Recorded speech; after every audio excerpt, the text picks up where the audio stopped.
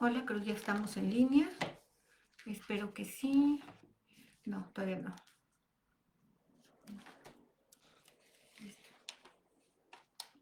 Ahora sí. Siento todavía que la cámara tiene que estar más. Ahí está. Hola, hola. Estamos haciendo pruebas, ¿eh? No crean que empecé antes, pero es que ya ven que me pasa cuando me sucede y es un tema esto de la conexión y que todo esté bien, aunque hoy sí me está ayudando mi hija, que eso es una gran ayuda. Vamos vamos a orar. Antes que cualquier cosa, vamos a orar y a pedirle al Espíritu que trabaje con nosotros y que nos hable y que nos dirija en el nombre de Jesús. Señor, te damos gracias porque siempre estás con nosotros, nos bendices y tu mano, Señor, está extendida, Señor, sobre nuestra vida. Por favor, quita el velo de nuestros ojos y permítenos, Señor, conocerte y que tú seas revelado a nuestra vida, tú directamente, Señor, porque te amamos con todo nuestro corazón. En el nombre de Jesús, bendigo a la gente que está escuchando, Señor, sabiendo, oh Dios, que hay palabra y que hay alimento, Señor. En el nombre de Jesús, amén. Bueno, pues vamos a trabajar con Zacarías 9. La semana pasada hablamos del milenio.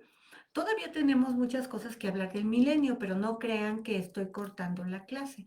Pero, sin embargo, todavía nos toca ver cosas acerca de la venida, todavía nos toca ver cosas acerca del milenio y luego del nuevo reino. Entonces, todo eso todavía nos falta estudiarlo, así es que no comamos ansias, sino que vamos despacito porque llevamos prisa. Hablamos cosas muy interesantes acerca del milenio, creo que aprendimos, pero hoy vamos a hablar sobre el futuro rey de Sión. O sea, nuevamente continuamos con el futuro del reinado del Señor Jesús, pero antes de eso, vamos a ver los primeros versículos del 1 al 8. Del 1 al 8 nos habla cosas muy, muy interesantes. Bueno, pero antes de eso quiero darte una introducción. Te dije que estaba muy padre los últimos capítulos que vamos a estudiar y vaya que sí están padres. O sea, vas a aprender como no tienes una idea acerca de la venida del Señor. Sin embargo, fíjate muy bien, esto es del 9 al 14. Del 9 al 11, 9, 10 y 11, estos tres capítulos, ¿verdad? Nos hablan del juicio venidero contra los enemigos de Dios y contra los enemigos del pueblo de Israel. ¿Cómo va a ser el juicio venidero? ¿Cómo va a ser la parte del Armagedón? Esa parte la vamos a estudiar del 9 al 11. Y del 12 al 14 nos habla de la liberación definitiva del pueblo de Israel.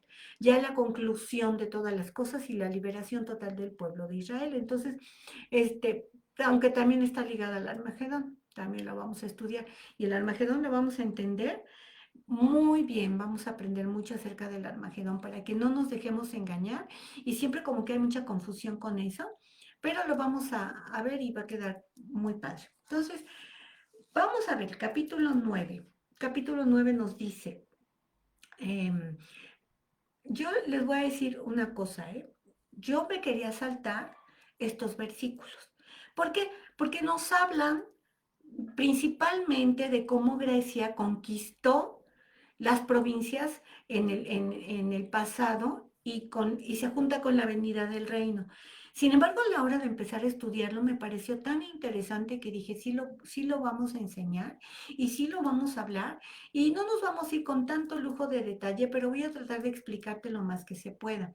Del versículo 1 al versículo 8 nos está hablando principalmente de todo lo que hizo Alejandro el Grande. Recuerda el tiempo en que Zacarías está viviendo. Zacarías está viviendo cuando regresan de Babilonia. Esto es muy importante porque tú dices, como, ¿por qué ahorita ya, después de que ya nos habló del milenio Zacarías, ahora viene y nos habla de Alejandro el Grande, ¿no? Bueno, está muy claro por qué.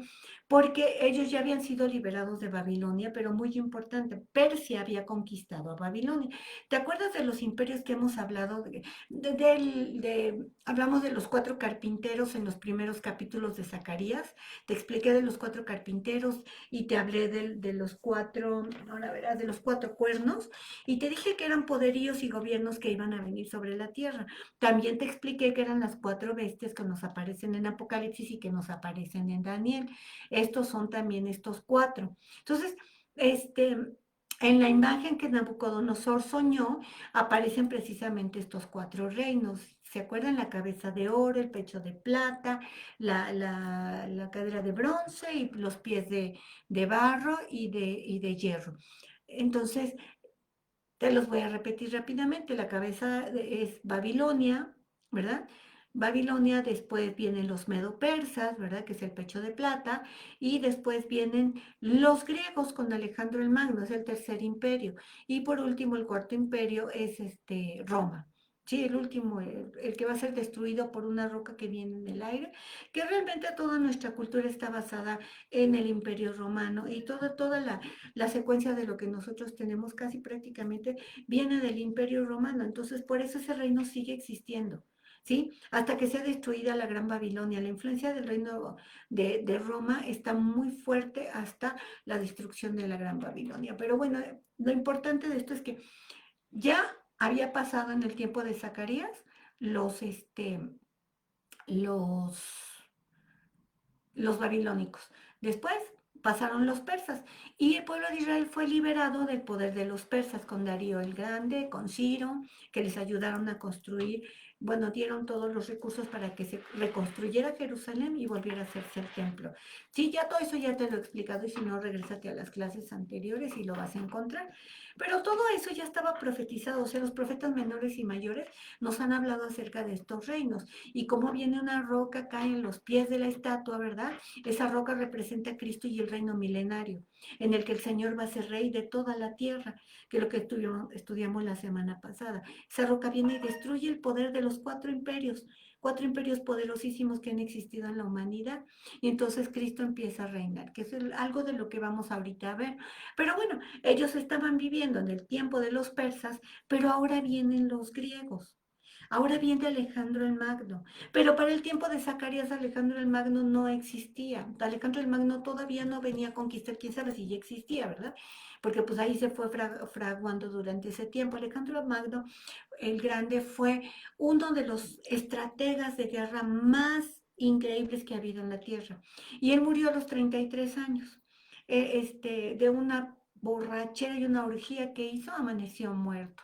Entonces, quién sabe si le dio, si lo mataron, si lo envenenaron o le dio una congestión alcohólica, vaya a saber. Nadie sabe exactamente por qué murió, pero murió a los 33 años. Pero a los 33 años, Alejandro el Grande ya había conquistado toda la parte del mundo conocido en aquel tiempo. Y Alejandro no llegaba a pues a platicar, a hacer consenso, a negociar. Alejandro llegaba y destruía casas, mataba niños, hacía destrucciones tremendas y conquistaba la tierra y luego ya le ponía que todo era el imperio griego. Todo era el imperio griego. Entonces, Zacarías profetiza acerca de lo que Alejandro iba a hacer posteriormente. Esto no se había cumplido. Ellos vivían en el tiempo de los persas, pero muchos eruditos no pueden creer cómo los versículos se cumplieron exactamente al pie de la letra como lo profetizó Zacarías.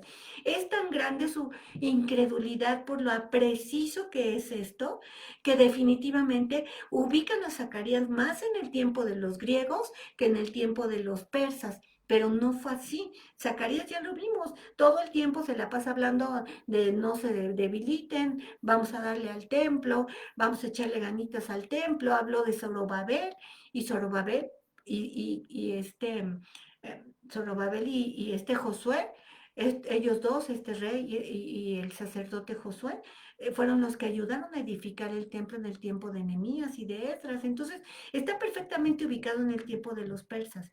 Entonces, el imperio griego no había llegado aún. Por eso es muy preciso Zacarías. Por eso es tan importante que lo estudiemos, ¿sabes? Porque es exactamente así como todo se cumple al pie de la letra. Y ya lo que vamos a estudiar en los siguientes capítulos está muy emocionante porque estoy segura que palabra por palabra que Zacarías profetizó se va a cumplir y ya es el final de los tiempos. Entonces nos va a enseñar muchas señales, nos va a dar mucha luz para no estar especulando sobre su venida, sino nos va a dar mucha luz respecto al cumplimiento de todas las cosas. Te lo voy a leer y te lo voy a ir más o menos explicando estos versículos y después entramos ya a la venida del reino. ¿Te parece? Dice así, la profecía de la palabra de Jehová contra la tierra de Hadrac y de Damasco. Profecía de la palabra de Jehová. Esta misma, así como dice profecía de la palabra de Jehová, estas palabras que yo estoy diciendo, dice Zacarías, salieron de la boca de Jehová. Que esto lo repite en el capítulo 12 cuando empieza, utiliza exactamente la misma palabra.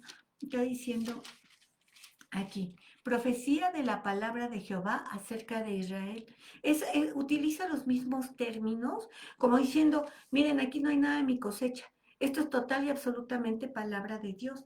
Y dice aquí, palabra de Jehová contra la tierra de Adrac y sobre Damasco. Adrac, ¿verdad? Estaba al norte, está al norte de Israel, estaba al norte de Israel.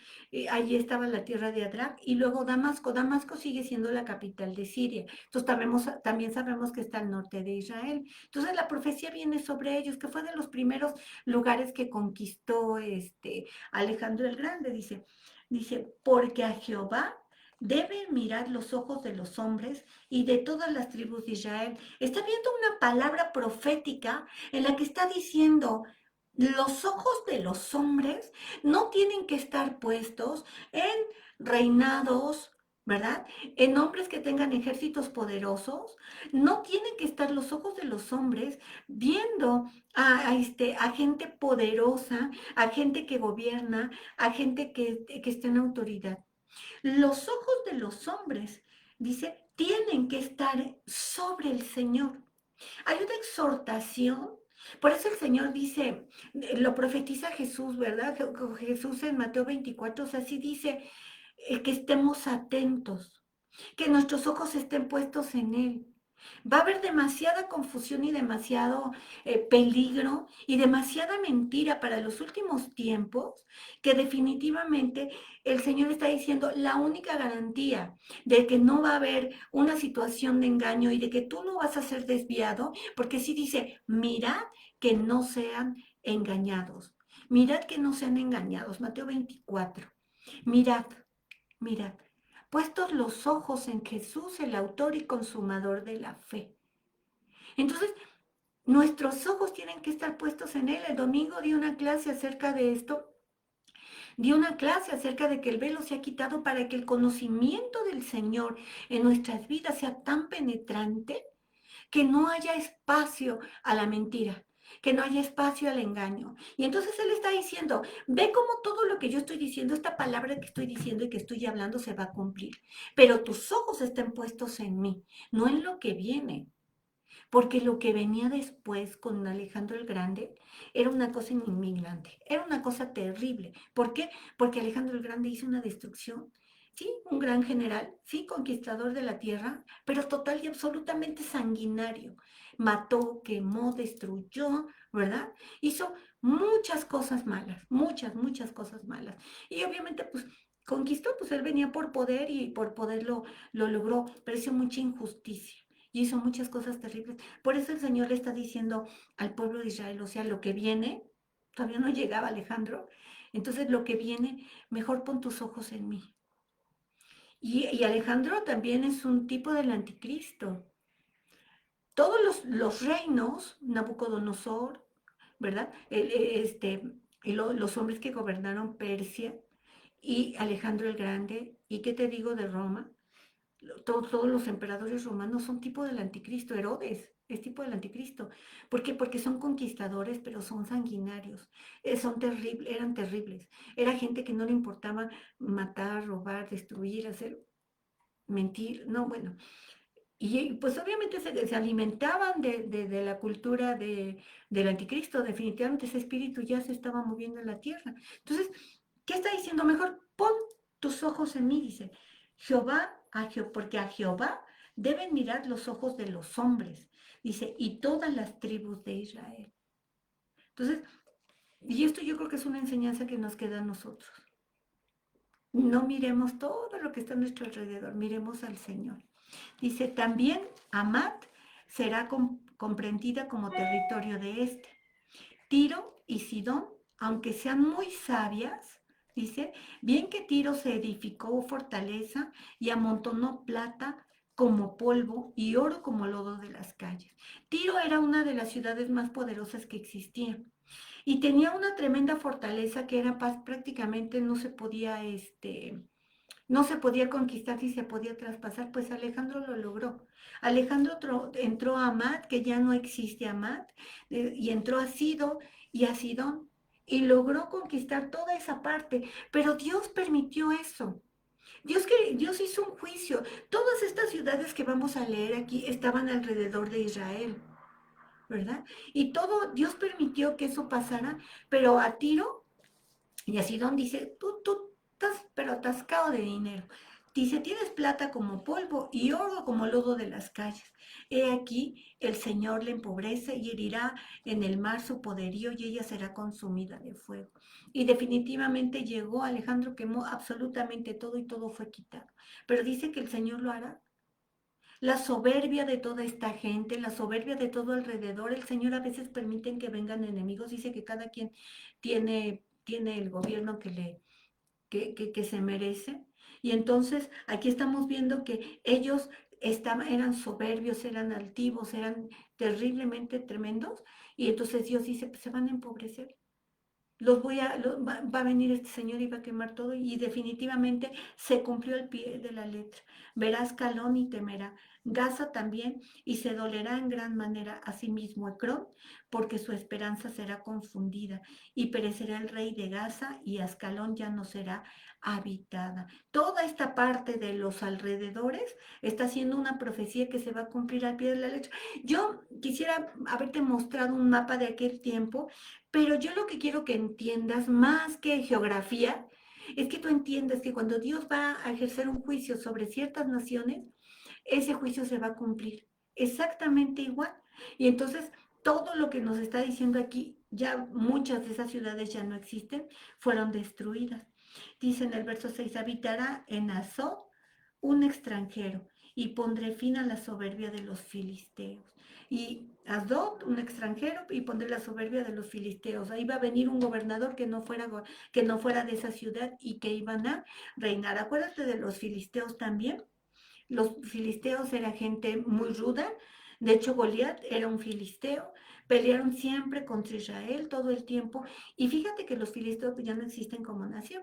Los filisteos, existieron en el tiempo de Sansón, existieron en el tiempo incluso de David, ¿verdad? Pero después fueron exterminados. Sin embargo, aquí lo que nos importa es la geografía. Ahí sí nos importa la geografía, porque en el caso de los filisteos ocupaban todo lo que era la franja de Gaza.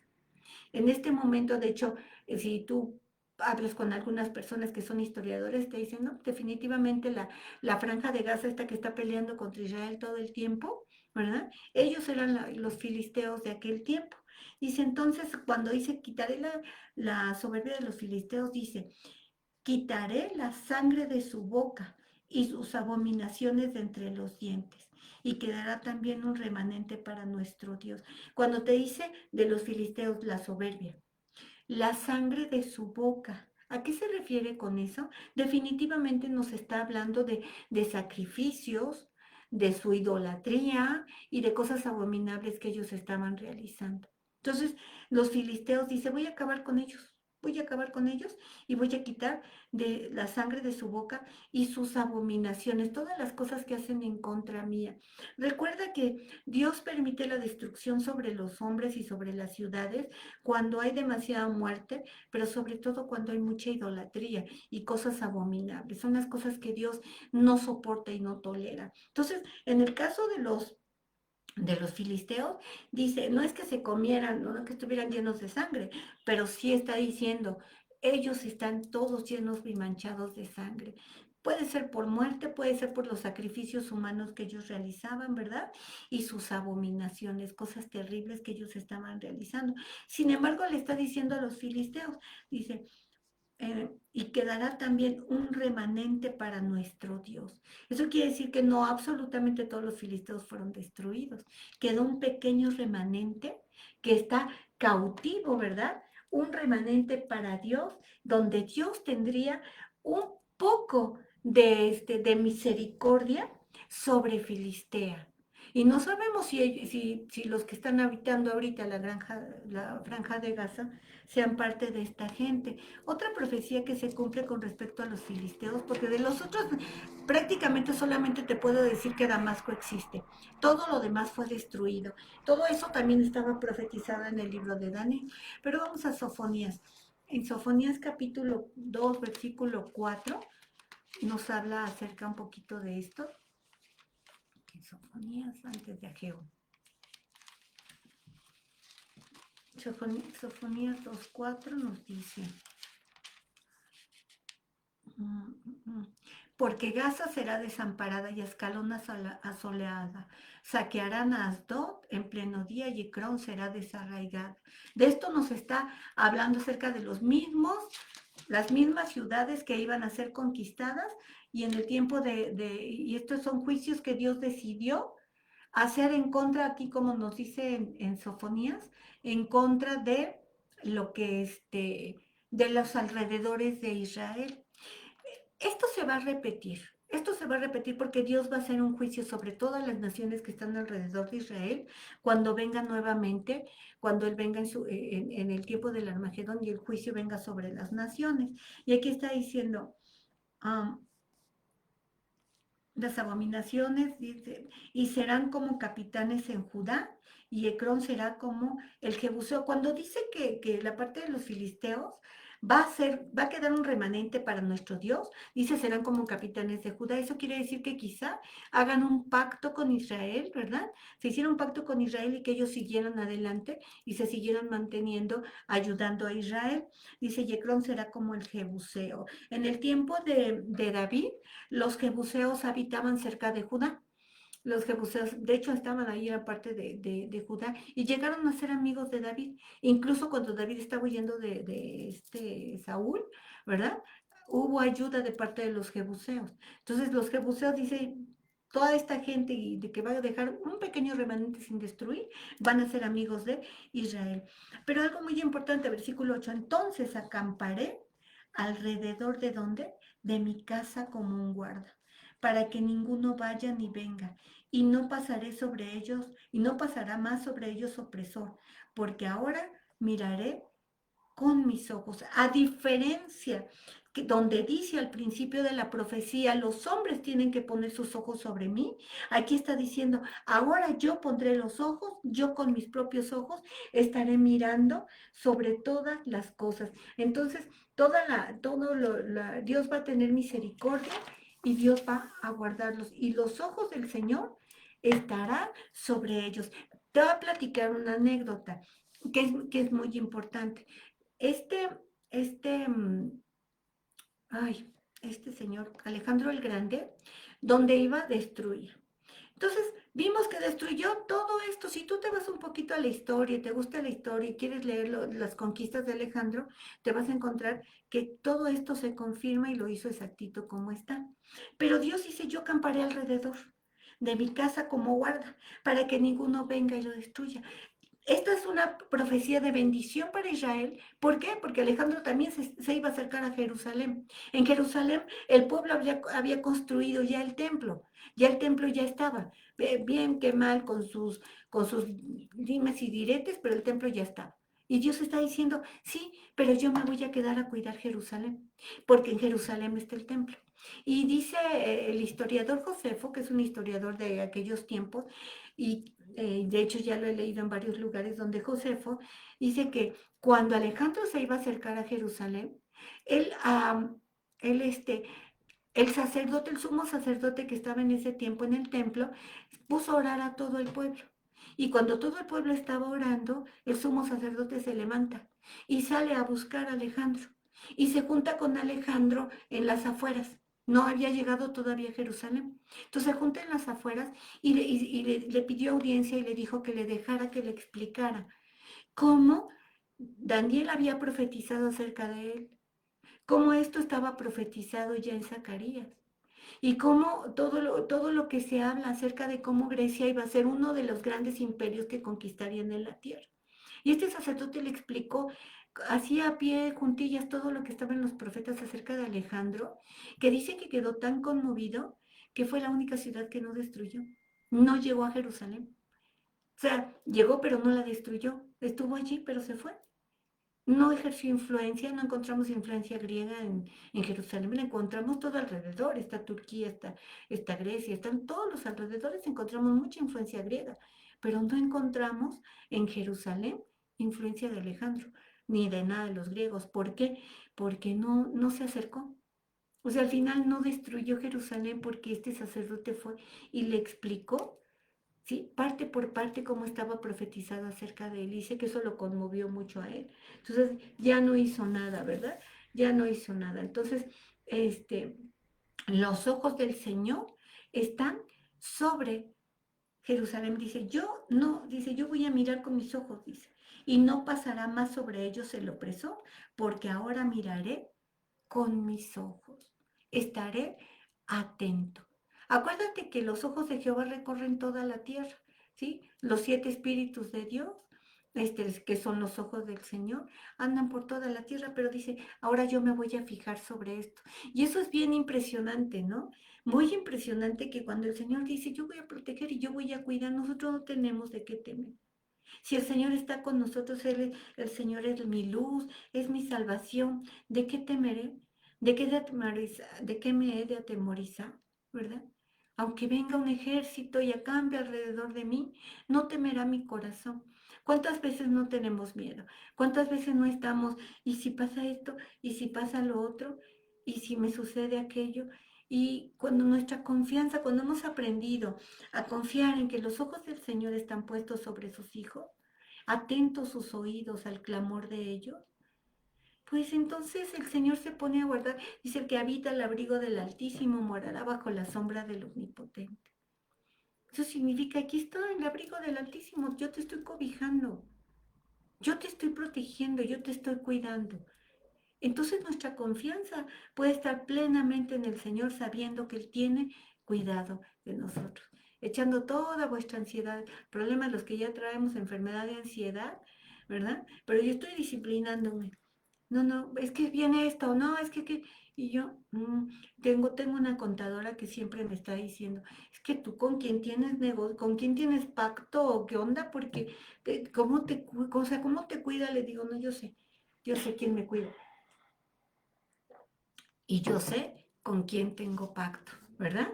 Y yo sé con quién tengo pacto. Muy bien. Vamos a entrar al siguiente capítulo. Vamos al futuro del rey de Sión. Esto está bien bonito. No sé si vamos a alcanzar a verlo completo. La verdad es que no me importa. Ahora sí me la quiero llevar tranquila y pausada porque vamos a ver muchas cosas muy interesantes. Dice, alégrate mucho, hija de Sión. Da voces de júbilo, hija de Jerusalén. He aquí tu rey vendrá a ti, justo, salvador, humilde, cabalgando sobre un asno y sobre un pollino, hijo de asna. Ay, ¿de qué nos está hablando aquí? Todo este capítulo, de aquí a que termine el capítulo 9, vamos a encontrarnos las dos cuestiones. A la primera venida del Señor que se mostró a través de la cruz y la segunda venida del Señor que se va a mostrar a través de una corona, a través de un rey. Una primera venida del Señor en la que fue humilde, fue sencillo, vino en un pollino, ¿verdad? Pero vamos a encontrarnos con la segunda venida del Señor que viene todopoderoso como Rey de Reyes y Señor de Señores. En la primera entrada triunfal de Jerusalén, a Jerusalén, Él vino sentado sobre un burro, ¿sí? Sobre un pollino hijo de asna. Y esta profecía está escrita muchísimos, casi 1000 años antes de que se cumpliera. Esta palabra que está hablando acerca de Jesús entrando en un pollino, ¿verdad? Hijo de asna a Jerusalén, está profetizada muchos años antes y cumplida con el Señor Jesús. Vamos a encontrar al Señor humilde, y encontramos al Rey de Reyes y Señor de Señores en la segunda venida. Todo eso vamos a estudiar aquí. Y a veces como que no le damos mucha importancia a la entrada triunfal, no le damos mucha importancia a que, sí, a que pues tenían palmas en las manos y pusieron sobre sus pies, ¿verdad? Sus ropas para que Jesús pasara por allí y todo el mundo cantaba Hosana en las alturas, pero no entendemos que espiritualmente esa era una gran victoria para el plan de Dios, una gran victoria del Señor al haber entrado por la puerta grande a Jerusalén, como la primera venida que él tenía y que la gente lo exaltó como rey, pero él entró a Jerusalén humilde, como Salvador, cabalgando sobre un asno, sobre un pollino, hijo de asna. Así fue como Él entró, así fue como Él vino y nos trajo salvación. Vino justo, vino justo. Oiga, Él vino y nos enseñó la justicia. Él vino y nos enseñó lo que es la paz. Y eso lo vamos a estar viendo un poquito más adelante. Pero Él vino a enseñarnos la paz. Nosotros no entendemos esa palabra. El domingo hablé muy claro acerca de cómo también a veces hay un velo dentro de nosotros que leemos la escritura y no tenemos revelación. Y no entra y no se aplica a nuestra vida de tal manera que nos transforme y podamos ver al Señor con los ojos con los que Dios ve al Señor. El Señor, cuando Jesús estaba aquí, el Padre que dijo, este es mi Hijo amado en quien me complazco. A Él oíd. Eso fue la voz del Padre. Oigan, al Padre nadie lo ha visto. El Padre no se manifiesta así nada más. El Padre no está hablándonos en voz audible. El Espíritu Santo nos habla. El Espíritu Santo está con nosotros y nos revela al Padre y nos revela al Hijo. Pero el Padre no se toma la molestia de hacerlo porque Él es Dios. ¿Sí? Él es Dios, Él está arriba, él ya tiene un plan perfecto. Pero Él dijo, este es mi Hijo amado en quien yo me complazco a Él oír. Oigan, Dios está dándole el espaldarazo totalmente a Jesús. Está diciendo, es mi Hijo amado. Yo te estoy ordenando que lo oigas a Él. Pero ¿cómo lo vamos a oír si no hay revelación?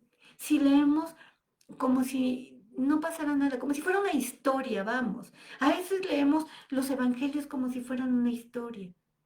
Yo les decía el domingo, oigan, lean los salmos, atrévanse a encontrar en los salmos versículos, todos los versículos que hablan acerca de Jesús y te vas a espantar y te vas a asustar de cómo los salmos son total y absolutamente proféticos y nos hablan de Jesús en las cosas más escondidas que te puedas imaginar, con la revelación del Espíritu. David hablaba con sabiduría y hablaba con revelación. David cantaba con sabiduría y revelación. Y entonces el Señor está diciendo aquí, entra el rey, he aquí tu rey.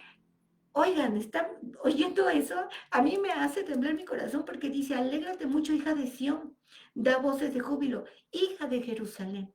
He aquí tu rey, he aquí tu rey. El Señor se lamentaba mucho. Después de esto, después de que Él entró a Jerusalén y que lo encontramos ahí en Mateo 21, cuando Él entra a Jerusalén, después llega y se queda solo y se empieza a lamentar sobre Jerusalén.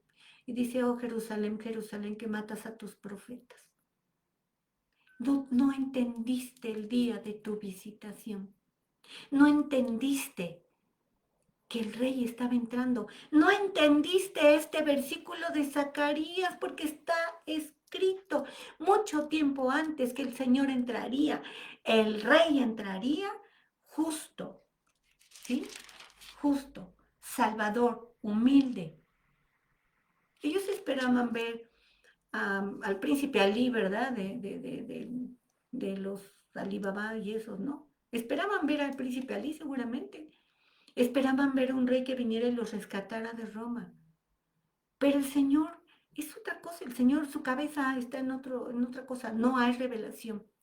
No había revelación y no lo entendieron y lo terminaron matando una semana después. Pero nos dice, era un rey justo, nos enseñó justicia. El Señor nos dejó toda la palabra con respecto a qué es la justicia. Pero el rollo de este mundo nos habla de otra cosa. El chip de este mundo nos habla de injusticias, de a ver cómo engañamos, de a ver cómo transamos, de a ver cómo, pues que no se den cuenta, cuando la justicia es darle a cada quien lo que les corresponde y estar en lo que agrada a Dios. Salvador, Salvador, vino y nos trajo salvación en su primera venida. La entrada triunfal representa muchísimas cosas.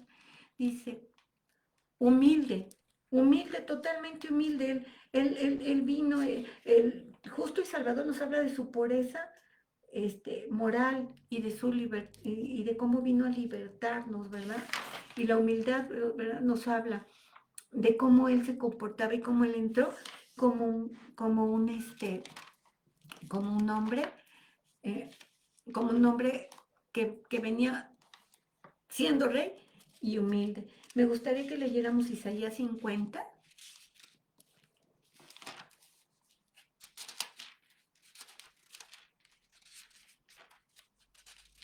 Isaías 50. Ay, Biblia nueva, hija, se me pegan las hojas. 50 del 1 al 4. Así dijo Jehová. ¿Qué es de la carta de repudio de vuestra madre con la cual yo la repudié? ¿O a quiénes son mis acreedores a quienes yo os he vendido? He aquí que por vuestra maldad sois vendidos y por vuestras rebeliones fue repudiada vuestra madre. Porque cuando vine no hallé a nadie y llamé y nadie respondió. ¿Acaso se ha cortado mi mano para no redimir? ¿No hay en mí poder para liberar? He aquí que con mi reprensión hago sacar el mar y convierto los ríos en desierto. Sus peces se pudren por falta de agua y mueren de sed. Visto de oscuridad los cielos y hago como silicio su cubierta. Jehová el Señor me dio lengua de sabios para hablar palabras al cansado. Despertará mañana tras mañana. Despertará mi oído para que oiga como los sabios. Está tremenda esta palabra, dice, porque está diciendo, vine y nadie me escuchó. Vine y no me hallaron. Dice, entonces yo decidí repudiarte. Y eso hizo el Señor. El Señor repudió a Israel. Lo repudió, dijo, ya no. Y puso un velo en sus ojos para que viendo no vean y oyendo no escuchen. Por eso estaba entrando Jesús a Jerusalén en un pollino y no hubo quien reconociera que verdaderamente el rey estaba entrando. El rey era el Señor, el rey era el Mesías y que la palabra de Dios se cumplió. Te voy a decir algo, estaba yo escuchando a un judío predicar y decir, ¿qué es lo que pasaba con Jesús en el tiempo de él? Si los fariseos y todos ellos estaban escuchando, dicen que era tan terriblemente contundente el cumplimiento de las profecías en Jesús, pero ellos no querían reconocerlo, que decidieron solamente atacar y dejar de oír. Y entonces el Señor dijo, ahora les voy a hablar con parábolas. Este pueblo no quiere oír, no quiere que su entendimiento se abra, no quieren escucharme. Y como no quieren escucharme, hablaré con parábolas, para que viendo no vean y oyendo no escuchen, ni se conviertan. Él decidió hacer eso. Por eso esta palabra está diciendo aquí, si yo he venido con lengua de sabios para hablar palabras al cansado, despertará mañana tras mañana, despertará mi oído para que oiga como los sabios. ¿Sí?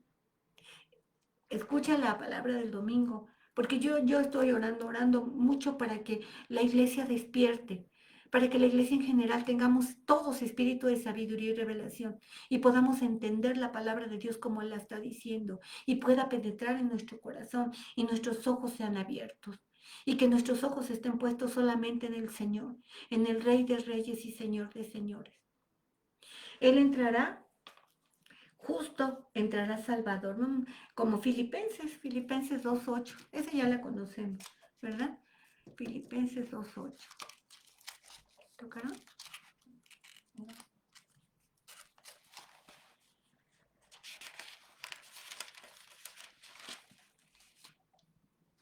Dice, y estando en la condición de hombre, se humilló a sí mismo, haciéndose obediente hasta la muerte y muerte de cruz.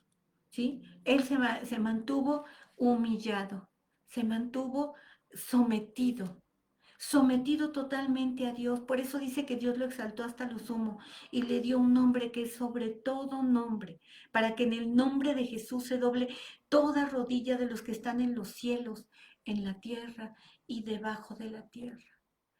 Así nos mantenemos nosotros. Nosotros somos hijos de Dios. Nosotros somos pueblo de Dios. Nosotros somos el pueblo escogido, real sacerdocio, nación santa.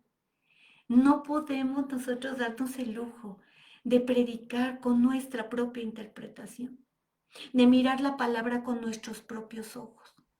Nosotros tenemos que tener oídos para escuchar la lengua de sabios y volvernos sabios con la interpretación de Dios, con la voz de Dios, con la palabra de Dios morando en nuestros corazones. Dios le dio un nombre que es sobre todo nombre. El nombre de Jesús es sobre todo nombre. Pero así es como lo vivimos nosotros. Así vivimos a Jesús todos los días. Que nos dé espíritu de sabiduría y revelación en el conocimiento de él. Efesios 1.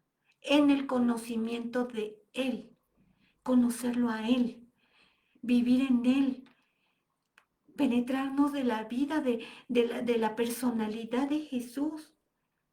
Si Jesús no escatimó, ¿verdad? Vivir en humildad, vivir en justicia, nosotros tenemos que hacerlo de la misma manera.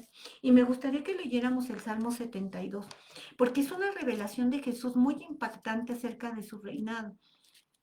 Yo no voy a parar de hablar del reino de Dios, no voy a parar de hablar de ese reino, y no voy a, así es que ya, aunque les alucine, tiene que entrar, es nuestra sangre, en nuestras entrañas, en nuestras venas, el reino de Dios, porque allá vamos, porque la Biblia está llena, toda la Biblia va enfocada, más bien no está llena, va enfocada totalmente al reino.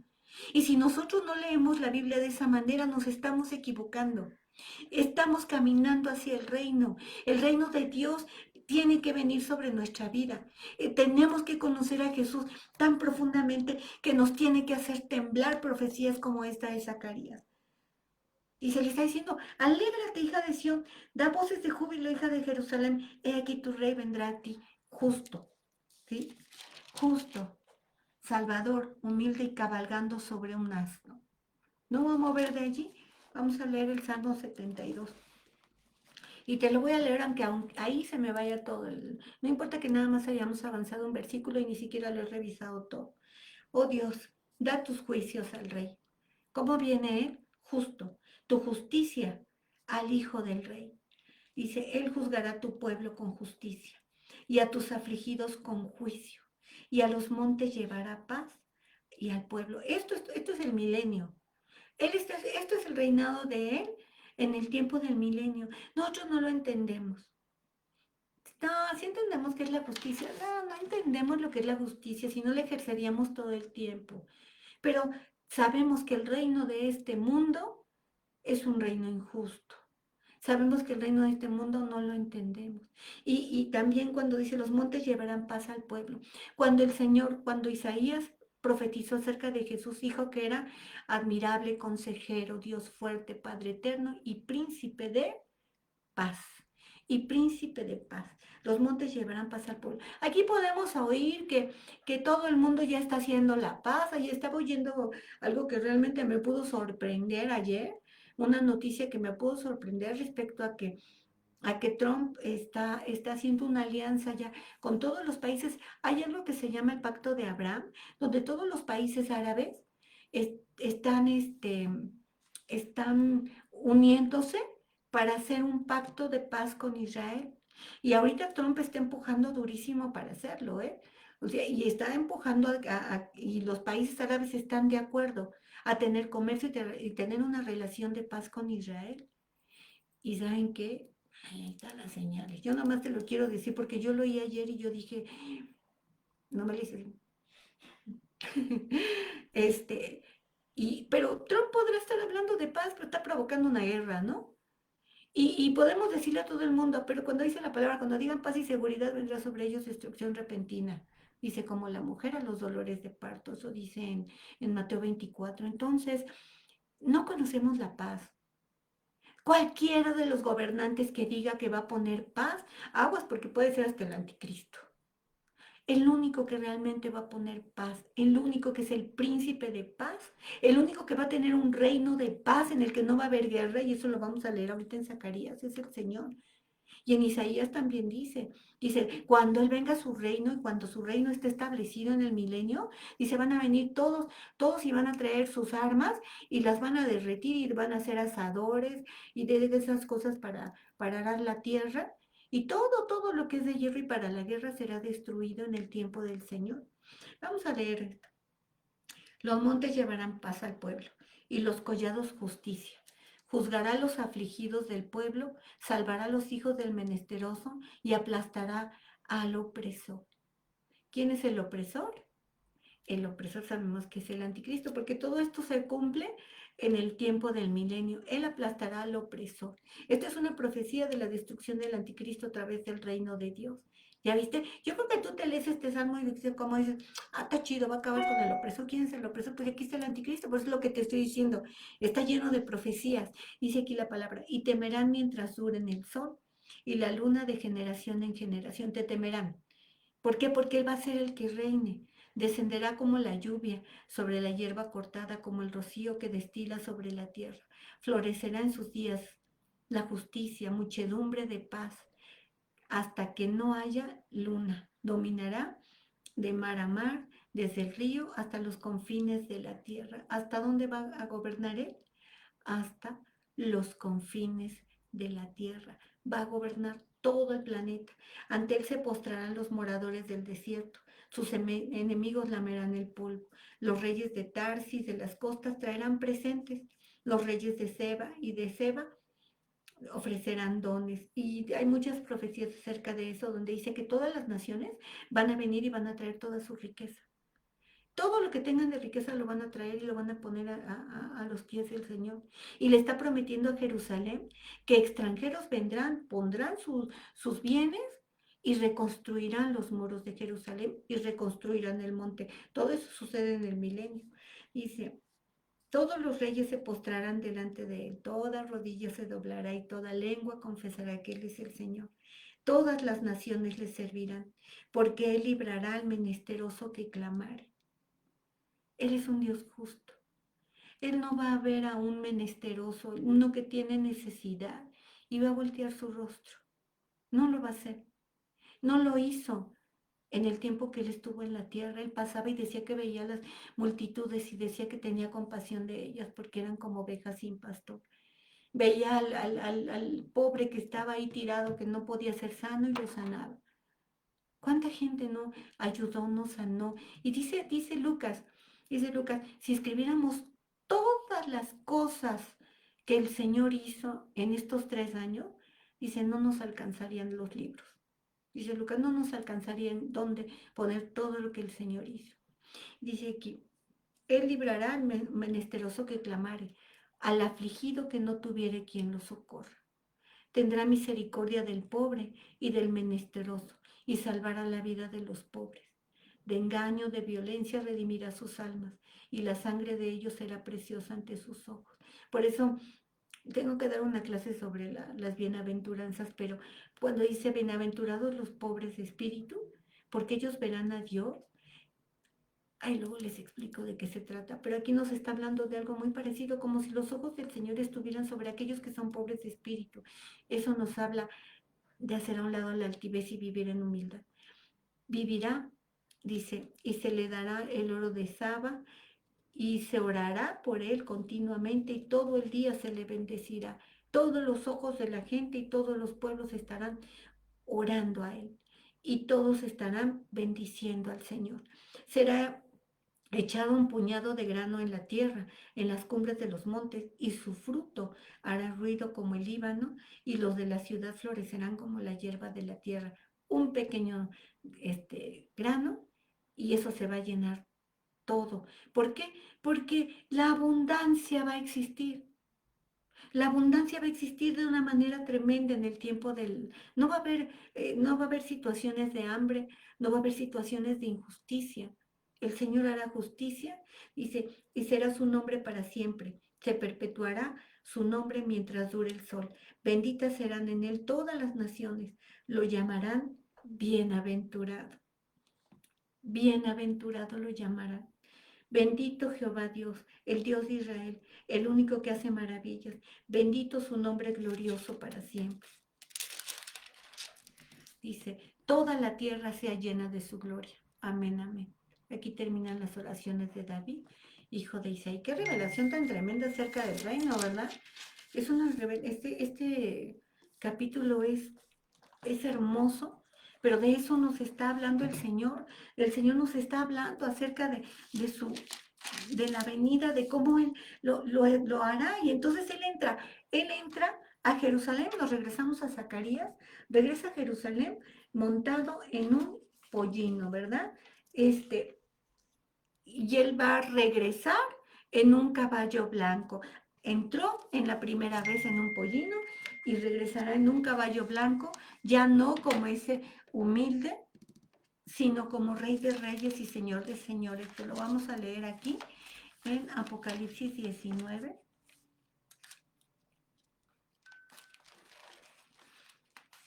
versículo 11.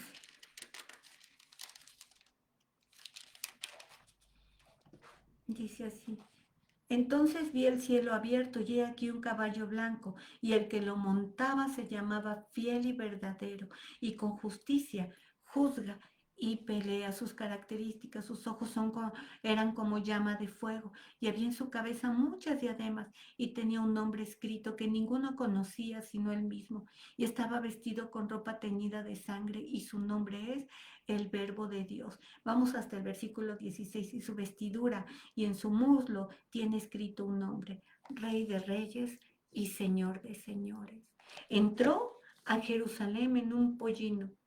Entró a Jerusalén en un burro por una puerta con palmas y la gente le cantaba hosana. En su segunda venida va a venir como el Rey de Reyes y Señor de Señores. Y yo no sé si tú sabes que en Jerusalén está la puerta del Rey, una puerta que está sellada, una puerta por la que nadie puede entrar, pues en su venida eso será quitado y será derretido. Y entonces el Señor pasará nuevamente por la misma puerta con la que entró como un hombre, entrará como el Rey de Reyes y Señor de Señores que Él es en su segunda venida. Y definitivamente dice que todo Israel le va a ver y entonces se van a convertir al Señor, el remanente que quede vivo, de lo que hablamos hace 8 días, el remanente que quede vivo estará allí. Dice, sobre un pollino, hijo de asna. Entonces, Él entró así y esa profecía está cumplida en la palabra de Dios. Y, y, este, y esta profecía también es un cumplimiento muy, muy chistoso en Génesis 49. No, es que no encuentro. Sí, Génesis 49, creo que no sé si lo escribí. Creo que se me fue, pero vamos rápido, te lo voy a leer. En las profecías, ahorita te lo encuentro. En las profecías que hace Jacob a cada uno de sus hijos, cuando llega a Judá, le dice algo muy chistoso. Le dice a Judá, 49. Es que esta Biblia es nueva y luego no. Ah, sí, vamos al versículo 8, dice, Judá te alabarán tus hermanos, tu mano en la cerviz de tus enemigos. Esa es una profecía acerca de Jesús. O sea, dice, tú vas a tener poder sobre todos tus enemigos. ¿Y quién? Te alabarán todos tus hermanos. Todo Israel le va a alabar. No solamente Judá y Benjamín, que son las tribus que se creen que hay. Está hablando de todas las tribus de Israel. Y ahorita lo vamos a leer como es una profecía hecha ya en Zacarías y que se va a cumplir. Ahorita pareciera que nadie sabe quién era de las otras tribus, ¿verdad? De Rubén, de Simeón, de Neftalí. Parece que nadie sabe, pero Dios sí sabe. Y entonces dice, tus hermanos, o sea, todos, te alabarán, dice. Los hijos de tu padre se inclinarán a ti. cachorro de león Judá. De la presa subiste, hijo mío, se encorvó, se echó como león. Habla como un desarrollo desde un cachorro hasta que se convierte en un león. Así como león viejo, ¿quién lo despertará? No se quitará el cetro de Judá. O sea, él va a ser rey. Él va a ser rey. Dice, ni el legislador de entre sus pies, que va a juzgar con justicia hasta que venga Silo, el Mesías. A él se congregarán los pueblos, atando a la vid su pollino y a la cepa el hijo del asna. Lavó en el vino su vestido y en la sangre de uvas sus mantos, sus ojos rojos del vino y sus dientes blancos como la leche. Esto es una profecía tremenda porque está diciendo, lavó en vino sus vestidos. ¿Cómo estaban los vestidos de Jesús en Apocalipsis en su segunda venida? No sé si tú te acuerdas, pero te lo voy a volver a leer. Sus vestidos son rojos porque están llenos de sangre. Eso luego te lo explico porque lo vamos a ver más adelante, pero sí dice en el versículo 13 del capítulo 19, y estaba vestido con una ropa teñida de sangre, y su nombre es el Verbo de Dios. Su ropa teñida de sangre. Y va en varios versículos en Apocalipsis que nos habla acerca de Jesús con sus ropas todas teñidas de sangre, pero no te lo voy a enseñar ahorita porque lo vamos a ver hasta el juicio de las naciones. Y entonces, por eso dice aquí, él lavó en vino sus vestidos, ¿sí? Que tiene que ver con sangre, y la sangre de las uvas, su manto, sus ojos rojos del vino y sus dientes blancos de la leche. Entonces, pero dice atando a la vid su pollino, estoy todavía en Génesis 49, a la vid su pollino y a la cepa, el hijo del asna. Y nos está hablando acerca de cómo él se iba a revelar, cómo él se iba a revelar y cómo él se iba a presentar. Pero es muy, muy, muy curiosa la profecía que Jacob hace cuando está iniciando la humanidad acerca de Jesús, profetizando hasta el final de los tiempos acerca de Él. ¿Te fijas cómo se necesita revelación para la hora que estemos leyendo la Escritura? Veamos en qué momento el Señor se está revelando, en qué momento Él está hablando, en qué momento Él está mostrándose a la humanidad. Y Él entró así como un pollino. No menospreciemos nada de la palabra de Dios. Nada de la palabra de Dios. La entrada triunfal de Jesús, la primera venida era para que lo hubieran alabado y todo el mundo lo hubiera entendido que Él era, pero no lo entendieron. Dios los desecha. En la segunda venida Él va a venir lleno de gloria, lleno de majestad, y ellos se van a convertir. El velo va a ser quitado, ¿verdad? Para que ellos puedan voltear y puedan reconocer al Señor y puedan adorarlo. Así se trata de esto se trata el tema, de su venida. Así es que yo te hago un reto porque yo lo busco mucho, ¿eh? Yo empiezo a leer los profetas, pero cuando dice del reino, luego, ¡fum! Pareciera que mis ojos se van y se enfocan en eso y solo quiero aprender acerca del reino. Quiero aprender de Él y quiero conocerlo y quiero vivir en Él. Es un hambre, ¿verdad? Es un hambre que tengo acerca de eso y espero que esta hambre, ¿verdad? Se despierte en tu corazón cuando tú escuches quién es Él. ¿Quién es nuestro Señor? ¿Quién es nuestro Rey de Reyes y Señor de Señores? ¿A quién servimos y de quién dependemos? La angustia se va a disipar y nuestra confianza está puesta en Él. Gracias, Señor, por tu palabra en esta tarde. Gracias por lo que hemos recibido de ti. Gracias porque sé, oh Dios, que hay una semilla que se pone en el corazón, pero lo más importante es que tú te reveles a nuestra vida y que nuestros ojos sean abiertos para conocerte, Señor, para conocer a ese Rey y Señor, para entender lo que hay en el corazón del Padre y el gran amor del Padre por su Hijo, Señor, y que podamos amarlo igual, con esa pasión, Señor, porque tú nos has mostrado al Hijo. Muéstranoslo, pues, Señor, de tal manera que no solo esté en nuestra mente, sino en nuestro corazón, Señor. En el nombre de Jesús. Amén. Me quedo en el versículo 1, versículo 9. La semana que entra te prometo que sí terminamos de hablar el reino para seguir adelante con lo demás. Cuídate mucho, que Dios te bendiga y te guarde.